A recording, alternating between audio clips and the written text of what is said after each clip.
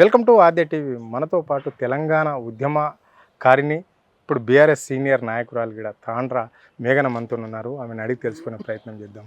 Madam నమస్తే. బాగున్నారా? బాగున్నా. మేడం చెప్పండి మేడం, ఇప్పుడు హైదరాబాద్ మొత్తం జుబ్లీస్ వైపు చూస్తున్నది, అంటే రాష్ట్రమే చూస్తున్నది. జుబ్లీస్లో ఎవరు గెలవబోతున్నారు, జుబ్లీస్ ఎందుకు ఇప్పుడు కాంగ్రెస్ వాళ్ళకు ప్రెస్టేజ్ సవాల్గా మారింది? ఎందుకంటే మీరు చూడండి, గతంలో 2 సంవత్సరాల నుండి వాళ్ళు చేసిన అభివృద్ధి ఏంది? మెయిన్ అభివృద్ధి ఏమీ లేదు. ఆ అభివృద్ధి లేకున్నా కానీ ఇంకోటి వచ్చేసి కాంగ్రెస్ అభ్యర్థి ఆయన క్యారెక్టర్ ఏంది, తను ఏంది అనేది మొత్తం జుబ్లీహిల్స్ ప్రజలకు తెలుసు. జస్ట్ వీళ్ళు ఎక్కడన్నా బై ఎలక్షన్స్ వచ్చినా కానీ అప్పుడు మట్టుకే వీళ్ళంతా వచ్చి అక్కడ హడావుడి చేసి ఇది కావాలి, మాకు గెలుపే కావాలి అన్న ఒక రకంగా దూసుకుపోతున్నారు. కానీ ఇంకా దాని మించి ఏం లేదు. అంటే ఇప్పుడు జుబ్లీహిల్స్ అభ్యర్థి విషయంలో కాంగ్రెస్ విషయానికి వస్తే, మేము యంగ్ స్టార్కి ఇచ్చాము, ఇక్కడ యంగ్ స్టార్ను గెలిపించి తీరుతాము అని చెప్పేసి కూడా వాళ్ళకు కంకణం కట్టుకొని మంత్రులందరూ కూడా ఇక్కడనే పర్యటన చేయడం అనేది జరుగుతుంది. ఎందుకంటే ఇక్కడ లోకల్ క్యాండిడేట్, ఇప్పుడు ఇచ్చిన క్యాండిడేట్ ఎవరైతే నవీన్ యాదవ్ ఉన్నాడో ఆయన లోకల్ క్యాండిడేట్, ఆయనకు అనేక పరిచయాలు ఉన్నాయి. గతంలో కూడా ఎమ్మెల్యేగా పోటీ చేసి ఓడిపోయిన క్యాండిడేట్ కాబట్టి యువకుడు, అంటే అందరూ ఇటువైపు చూస్తున్నారు అని చెప్పేసి కాంగ్రెస్ నాయకులు అంటున్నారు. నవీన్ యాదవ్ బ్యాక్గ్రౌండ్ ఏంది, నవీన్ యాదవ్ గారి ఫాదర్ బ్యాక్గ్రౌండ్ ఏంది, వాళ్ళ తమ్ముడి బ్యాక్గ్రౌండ్ ఏంది? ఎందుకంటే ఇప్పుడు బ్యాక్గ్రౌండ్ చూస్తారు. ఇప్పుడు ఎవరైనా ఏదన్నా ఆయన గతంలో ఎమ్మెల్యేగా ఓడిపోయిందంటే కాంగ్రెస్ నుండి ఓడిపోయిందా? ఎంఐఎం నుండి ఓడిపోయింది. అధికారం ఏ పార్టీలోకి వస్తే అటువంటి రౌడీలని గత 10 సంవత్సరాల పరిపాలనలో ఈ రాష్ట్రంలో, తెలంగాణ రాష్ట్రంలో బీఆర్ఎస్ ప్రభుత్వం వచ్చినాక రౌడీ షీటర్లు అనేది ఎక్కడన్నా కనబడ్డారా? ఎక్కడ ఏ జిల్లాలోనైనా మన రాష్ట్రం మొత్తం అణచివేసిండ్రు. ఇప్పుడు ఈ కాంగ్రెస్ ప్రభుత్వమే రౌడీ రాజకీయాలు చేస్తారు. దాంట్లో రౌడీలకే ఎన్నుకుంటున్నారు, రౌడీలనే ఇప్పుడు ముందుకు తేవాలన్న ఒక కాన్సెప్ట్ తోటి ఉన్నారు. అయినా కానీ జూబ్లీహిల్స్ ప్రజలు ఖచ్చితంగా బుద్ధి చెప్తారు. రౌడీ రాజ్యాన్ని రానియరు, రావణ రాజ్యాన్ని అయితే అసలే రానియరు. ఎందుకంటే మొన్ననే రావుణ్ణి కాల్చేసిండ్రు. రావుణ్ణి ఎట్లా కాల్చేసిండ్రో అట్లనే ఈ నవీన్ యాదవ్ని కూడా ఇంట్లో కూర్చుని పెడతారు. అంటే ఇక్కడ నవీన్ యాదవ్ కూడా మొన్న ఒక ఇంటర్వ్యూలో చెప్పడం అనేది జరిగింది. అంటే ప్రెస్తో మాట్లాడేటప్పుడు ఇక్కడ అభివృద్ధి చూస్తారు. 10 ఏళ్ల పాలనలో బీఆర్ఎస్ సర్కార్ ఇక్కడ జుబ్లీస్ని ఏ విధంగా అభివృద్ధి చేసింది, ఏం అభివృద్ధి చేసింది వాళ్ళు చెప్పి ఇక్కడ ఓట్లు అడగాలి. అదే ఇక్కడ కాంగ్రెస్ పార్టీ అధికారంలోకి వచ్చిన నుంచి ఈ 22 నెలల పాలనలో ఎంత అభివృద్ధి చేసింది అనేది లెక్కలు కూడా చెప్తాం మేము. ఇన్ని కోట్ల బడ్జెట్ కూడా ఇక్కడ రాష్ట్ర సర్కార్ ఈ డెవలప్మెంట్కి కాన్స్టిట్యున్సీకి ఇచ్చింది అని చెప్పేసి ఆయన చెప్పిండు. మీకు ఒక ముచ్చట, 70 ఏండ్ల కాంగ్రెస్ పరిపాలనలో ఎంత డెవలప్ అయింది సిటీ, 10 ఏండ్లలో ఎంత డెవలప్ అయ్యింది సిటీ, ఇదొకటి. ఇంకొకటి 10 ఏండ్లు మేము పరిపాలించినాక ఎంత డెవలప్ చేసినామో ప్రజలకు తెలుసు. ఈ 2 సంవత్సరాల పరిపాలనలో నవీన్ యాదవ్ ఇప్పుడు ఏ కాంగ్రెస్ అభ్యర్థి అని చెప్తున్నాడో ప్రజలలోకి వెళ్ళి ఈ 2 సంవత్సరాలు ఏం అభివృద్ధి చేసిండ్రో చూపియమనండి. ఈ 2 సంవత్సరాల్లో వాళ్ళు చేసింది ఏం లేదు కదా. ఇప్పుడు ఇంకోటి, ఆయన జస్ట్ అభ్యర్థిగా ఉండే ఇంకా ఇక్కడ చాలా 10 కాన్స్టిట్యున్సీలో నుండి ఎమ్మెల్యేలు వెళ్ళిండ్రు. ఏమని, అక్కడ మాకేదో ఉద్ధరిస్తారు అని చెప్పేసి. ఏడలేక ఇప్పుడు సీఎంఏ ఏడ డబ్బులు కుడతలేవు, నన్ను కోసుకొని తినుండి, నన్ను కాల్చుకొని తినుండి అని మాట్లాడుతున్నాడు. అటువంటప్పుడు ఈయన గెలవనే లేదు. ఈయన జస్ట్ అభ్యర్థి అని ప్రకటించగానే 150 కోట్లతోటి నేను ఇది చేస్తా, అది ఉద్ధరిస్తా అంటే, సీనియర్ కరుడుగట్టిన నాయకులు ఉన్నారు కాంగ్రెస్లో, వాళ్ళకే ఏం చేయండి, నీకే ప్రత్యేకంగా ఎట్లా ఇచ్చిండు మాట? నువ్వు అది నోరుతోటి ఎట్లా రిలీజ్ చేస్తావు? బిఫోరు నువ్వు ఎమ్మెల్యే కాకముందుకే నువ్వు అభ్యర్థిగా ఉండే నువ్వు ఇవన్నీ మాటలు చెప్తున్నావు అంటే నువ్వు దొంగ మాటలనే కదా. నీ దొంగ మాటలనే ప్రజలు ఖచ్చితంగా బుద్ధి చెప్తారు. అంటే ఇక్కడ కాంగ్రెస్ మంత్రి కూడా బీఆర్ఎస్ అభ్యర్థి పైన కామెంట్ చేయడం అనేది జరిగింది. పొన్నం ప్రభాకర్, గోపీనాథ్ చనిపోయి ఆ కుటుంబము బాధలో శోకంగా ఉంటే ఒక భార్యగా ఆమె కన్నీళ్ళు పెట్టుకోవడం తప్పంటారా? ఇవి అన్ని ఓట్ల గురించి చేస్తున్న కన్నీళ్ళు అని అనడము, ఇది ఏదో. ఒక్క మాట చెప్తాను, ఒక ఆడపిల్ల పెళ్లి చేసుకొని 3 పిల్లల తల్లి, ఆయనతో సహవాసము ఎన్ని సంవత్సరాలది ఉంది. ఇంకోటి మీరు ఖచ్చితంగా చూడండి, మళ్ళీ చూడండి వీడియో, తను ప్రజలు మన జూబ్లీహిల్స్ ప్రజలు జూబ్లీహిల్స్ ప్రజలు అంటేనే గోపీనాథ్ అన్న అంటేనే జూబ్లీహిల్స్ ప్రజలు అన్న రకంగా ఫస్ట్ టైం స్టేజ్ పంచుకుంది.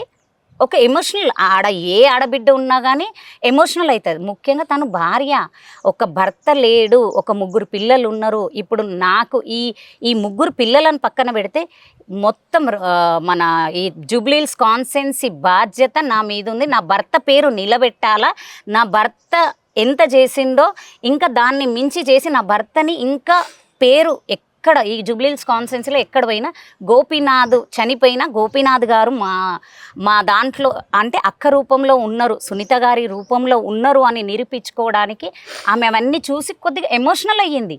చనిపోయి 4 నెలలు కాలేదు భర్త. సడన్లీ ఒక భార్యకు అది మనసులోకి వెళ్ళి వచ్చిన కన్నీళ్ళు. నీకు సీరియల్ కన్నీళ్ళు కనబడతాయి అని అంటే నువ్వు సీరియల్ చూసేటోడివి, నువ్వు మినిస్టర్ కాదు నువ్వు.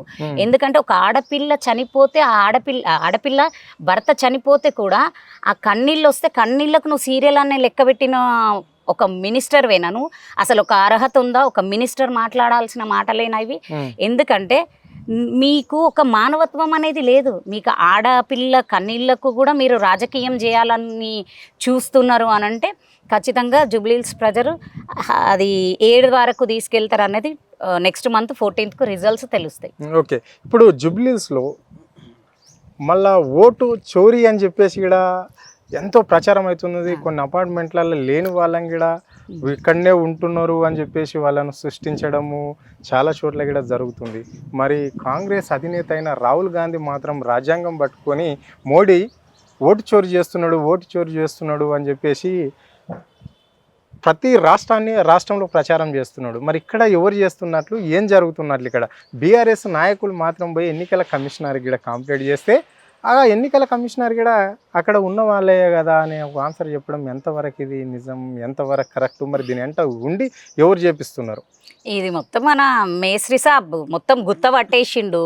ఆయననే ఇప్పుడు మేము అనేది ఏం లేదు, ఆయననే అన్నాడు నేను గుంపు మేస్త్రిని. ఇక ఆయన కింద పెట్టుకుని ఆయన సెలెక్టెడ్. ఇప్పుడు వాళ్ళ మినిస్టర్ క్యాబినెట్లోనే సీనియర్ నాయకులు ఎంతో మంది ఉన్నాక కూడా వాళ్ళకి ఇవ్వకుండా ఏదో 2-3కి ఇచ్చి ఆయన సెలెక్టెడ్ పీపుల్ అని పెట్టుకొని నువ్వు ఇది దోసుకో. ఇంకోటి ఏంటంటే గోపన్న చనిపోయిన కాడి నుండే ఈ కాంగ్రెస్ అభ్యర్థికి తెలుసు జూబ్లీహిల్స్లో నిఖాసైన ప్రజలు ఓటు వేయరు, నేను ఓడిపోతా అని. ఆ ఓడిపోతా అన్న ఓటమి భయంతో ఈ వేరే అక్కడికి వెళ్ళి తీసుకొని వచ్చి ఓటర్లని జాబితా రెడీ చేసి అంటే జూబ్లీహిల్స్ నుంచే మళ్ళీసారి కూడా గవర్నమెంట్ ఫామ్ చేయడానికి ఈయన పునాది వేస్తున్నాం, ఇక్కడి నుంచే గెలవబోతున్నాము అని చెప్పేసి ఆయన అంటున్నాడు. నీటి మీద బుడగల్ లాంటి మాటలు మాట్లాడుతున్నాడు. కానీ అయ్యా రేవంత్ రెడ్డి గారు, మీరు ఫస్ట్ ఎన్నుకున్నదే తప్పుడు అభ్యర్థి. ఇప్పుడు మీరు వచ్చే న్యూస్ చూస్తున్నారు, మీరు ఇంట్లో కూర్చొని చూస్తుండొచ్చు. ఒక తమ్ముడి భార్య మీద ఎన్ని ఎలిగేషన్స్ వస్తున్నాయో తెలుసు. 1 సంవత్సరమేనంట ఆ అమ్మాయి ఇంటి ఆడపిల్ల తమ్ముడు భార్య 1 సంవత్సరమే నీ ఇంట్లో ఉండలేకపోయింది. ఒక ఆడపిల్లని నువ్వు మొత్తము కాన్సెన్సీని ఏముండనిస్తావు, నెగలనిస్తావు నువ్వు గెలిస్తే? ఇప్పుడు ఒక ఆడపిల్లనే నిలబడలేకపోయింది నీ ఇంట్లో, ఒక తమ్ముడి భార్య అంటే బిడ్డతో సమానము. అటువంటి ఒక ఆడపిల్లనే ఉండలేకపోయింది. ఎంత బాధపడితే ఇప్పుడు పెళ్లి చేసుకుని ఎవరైనా సంతోషంగా ఉండాలనుకుంటారు, అటువంటి ఆమెనే బయటికి వెళ్ళగొట్టేసి అంటే నీ ఒక టార్చర్ తట్టుకోలేకనే వెళ్ళిపోయింది. పెద్ద మాట కాదండి. ఆమెను వచ్చి స్టేట్మెంట్ ఇవ్వమనండి, నవీన్ యాదవ్ మంచోడు అని చెప్పేసి ఆమెను ప్రచారం చేయమనండి, ఓట్లు పడతాయి. ఇప్పుడు అందరికీ తెలుసు, జగమెరిగిన సత్యం. మీరేంది, మీ పాలన ఏంది, మీ రౌడీ రాజకీయం ఏంది, మీ తండ్రి గారేంది, మీ తమ్ముడేంది అన్నీ తెలుసు. ప్రజలు రౌడీ రాజ్యం అసలే వద్దు, మాకు ప్రజల్లో మమేకమై ప్రజలకు న్యాయం చేసే రాజ్యం కావాలనుకుంటున్నాను. ఇందిరమ్మ రాజ్యం ప్రజాపాలన నడుస్తుంది రాష్ట్రంలో, 1,000,000 మహిళలను కోటేశ్వరాలను చేస్తాము అని చెప్పేసి ముఖ్యమంత్రి పదే చెప్తుంటాడు. అంటే ఏ స్కీమ్ తీసుకున్నా కానీ మహిళలకే ముందు ప్రయారిటీ ఉంది ఈ ప్రభుత్వంలో. ఇది వాస్తవం కాదంటారా?